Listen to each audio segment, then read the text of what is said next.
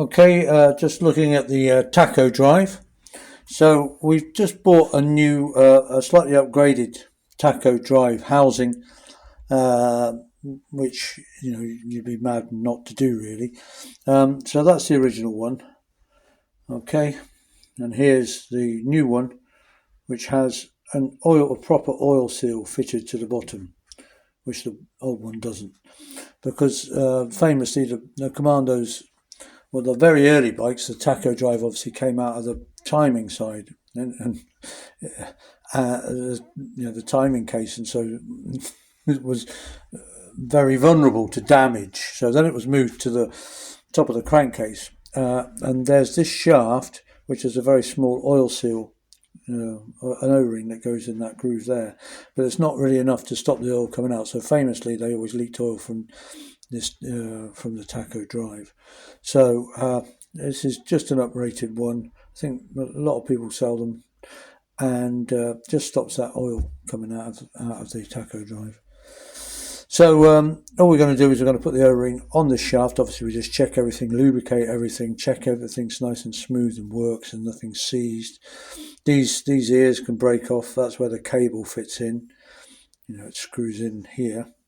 So just check, normal checks, lubricate everything. Then this literally just slides inside here, and then a bit of well seal on the gaskets and that, and then it screws onto the crankcase. Okay, but sometimes these can seize up if after long periods of not use.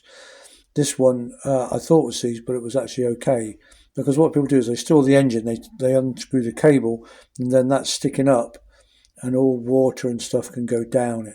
It was actually full of gunge, but it was okay. So just your normal checks, O-ring, uprated casing, and that's it. Okay, there we go. I've put well seal on, put the gasket on.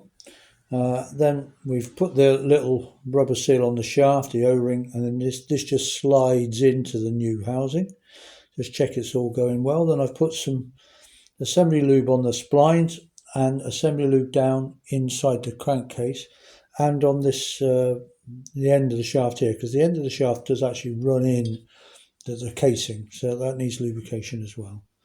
And that just slides in like that, goes down just until the spline's engaged. There we go.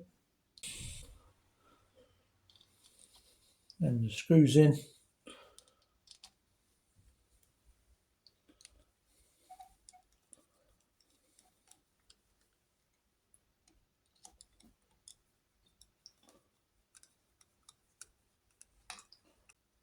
Don't have to be that tight, these screws. There we go. And there we go, tack drive fitted.